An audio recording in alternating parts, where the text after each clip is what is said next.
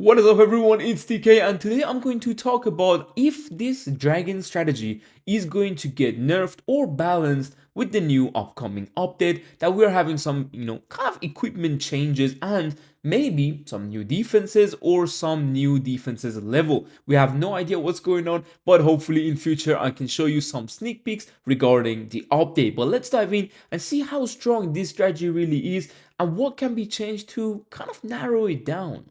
Here we are, and guys, you can see this base right here. Now, you've probably seen this base before, but one thing I'm gonna tell you is that some people do tend to change buildings, traps. So you can see we got 2 extra wizard towers and an archer tower to mess up the RC pathing a bit. Otherwise, this base didn't have these 3 defenses, so the RC would straight from here go to the monolith, meaning you basically kind of keep a few invisibility spells. Now, one thing that I'm gonna tell you is that Supercell told us that with the nerf to this kind of electro boots, it's still gonna be viable if you take multiple invisibility spells, which in this case, this strategy, and I'm honestly not gonna call it a strategy, but this army is just basically invisibility spells. So I don't think personally the RC walk itself is gonna be a change, because even with the damage nerf and even like the aura damage nerf and even with the healing, guys, you would still get nearly the same value. If you don't, it's maybe 1 or 2 defenses less, which you got so much army that is going through the base.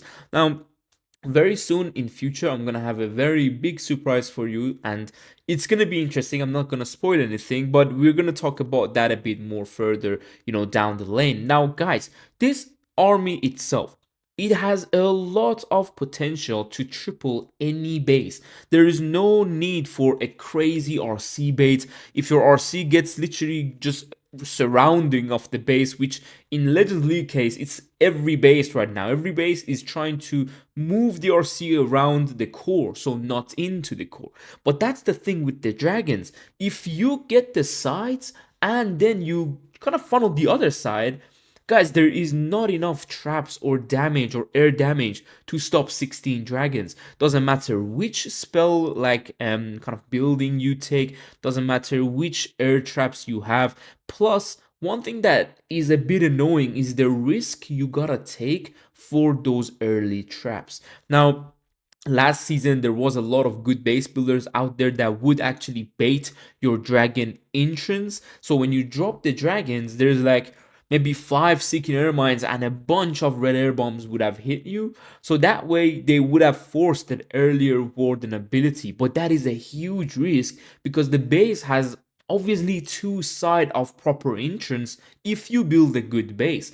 Otherwise, these type of bases like the ones that I'm showing you, there is a lot of entrances for it and you cannot bait everything, right? You don't have enough traps. So on those bases with the invisibility and the rage tower combo, the box one, usually people tend to drop the dragons on the clan castle moving towards the core, or going for the town hall and moving afterwards to the core. So it was always these 2 sides, but it was so hard to bait one side because everyone has different kind of brain, right? They always try to go a bit different sometimes, and that's the thing with legends. Is it worth risking this much to put all your traps in one entrance?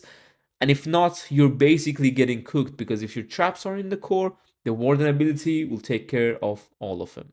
Now, one thing I'm gonna tell you about this army is that obviously it's dragon army, so there is certain things that can be done to defend it in near future, hopefully. Maybe certain new defensive levels, maybe a new defense, as you guys probably saw a lot of creators kind of moving the contrast and the brightness of the picture we got in the year calendar, in the kind of not year calendar, in the month calendar. And it was interesting to see maybe that new defense could do some nice damage to Root Riders and Dragons, because obviously in High Legends this is the only 2 armies that you see. You don't see anything else, because if you risk it and you use something else and you fail, you basically getting minus, moving out of the rank, and it's a bit harder to deal with that and come back after that, because the defensive kind of meta is not as its best right now. Even if you have the most perfect bases, you will still somehow get 320 in defense. Sometimes you may get lucky and go up, but as I said, you don't want to risk losing trophies. You want to use the most powerful strategies and try to get 320 on your attacks every day so you can move up the ladder board.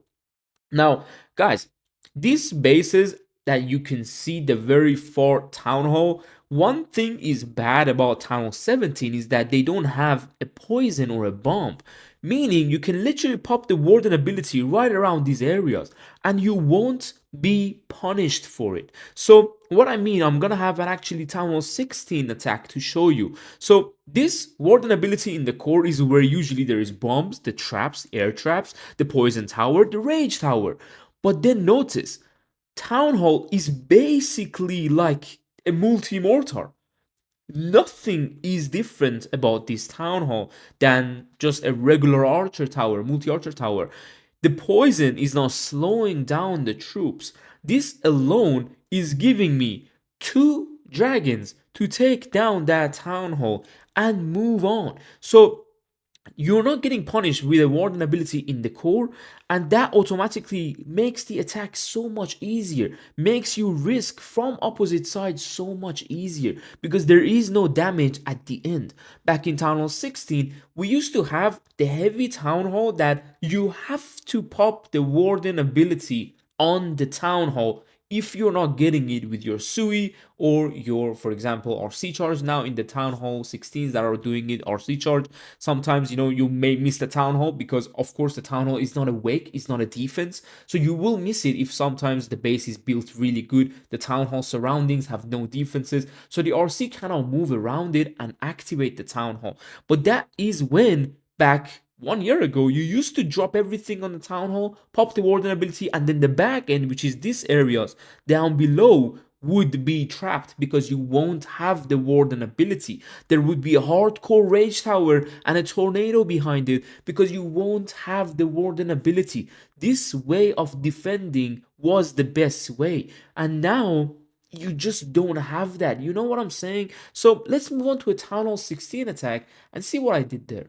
Now here we are, of course we are low legend, so I'm gonna be finding some Town Hall 16s. Now guys, this base is not the best, it's literally not, but I wanted to show you the exact approach I did on the last base. So our C charge from 6, we're gonna clear some defenses as much as we can. I don't literally care if the RC goes to the left or to the right. The base is symmetrical, it doesn't matter. You can kind of think about if, okay, if she gets the left and the more funnel, you can start from the other side. You know how that works. But obviously you can see the amount of invisibilities we have. A lot of people use the aura damage to get through buildings, but I tried my best on this video to try to not make these buildings invisible, so the RC actually stays on them and shoots them, so I can show you the difference that the aura boosts give you.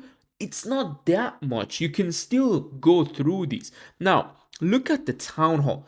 This is where, if for example the base is a lot better built, if you pop the Warden ability early or in the core, guys, this Giga Bomb and Poison with the combination of a very crazy CC will cook you down. Now I'm gonna tell you, me personally, I don't know if it's you or me or whatever, but I tend to kind of struggle a bit more when I'm hitting a Town Hall 16, just because they have that Giga Bomb, and sometimes your dragons, you can see, they might all get cooked. And now I was keeping the Warden ability for the perfect moment so we can get every dragon. And I'm not saying like I fail or something, but it's just like I feel like I'm going through more damage when I'm hitting the Town Hall 16 base.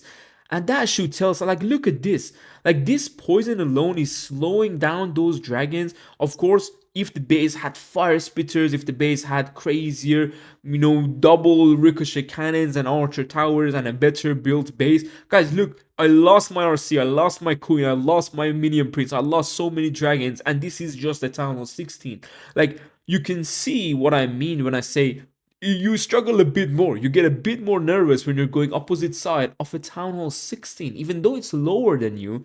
But as I said, if the bases are built crazier, some people may actually fail on Town Hall 16s. Like we had people in our war attacks that failed on lower Town Hall. So Failing as a Town Hall 17 on a Town Hall 16 should tell you something. It doesn't mean the game is balanced, or it doesn't mean like the players are too like bad. It just means Town Hall 16 had something that Town Hall 17 didn't. And that is what I wanted to talk to you about in this video in general. Hopefully you understood everything that I said. Obviously, this strategy itself is nearly not defendable, even in hard mode, where you have lower kind of level equipment, but these are like maxed equipment that I'm attacking in Legends. And in hard mode, you'll still get triples left and right. And I think the invisibility kind of nerf is mostly to the fox and the invisibility spells, basically, so you don't get that perfect timing of 4 seconds invisibility, 4 seconds fox.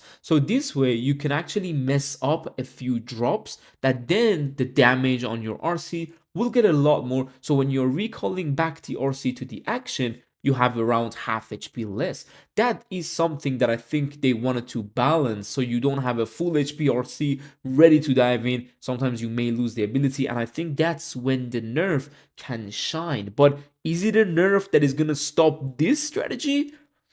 The answer is no. Unfortunately, the answer is no. But let's see what happens in future. I trust Supercell in the way they are moving forward. So hopefully we can get some new things coming to Clash of Clans.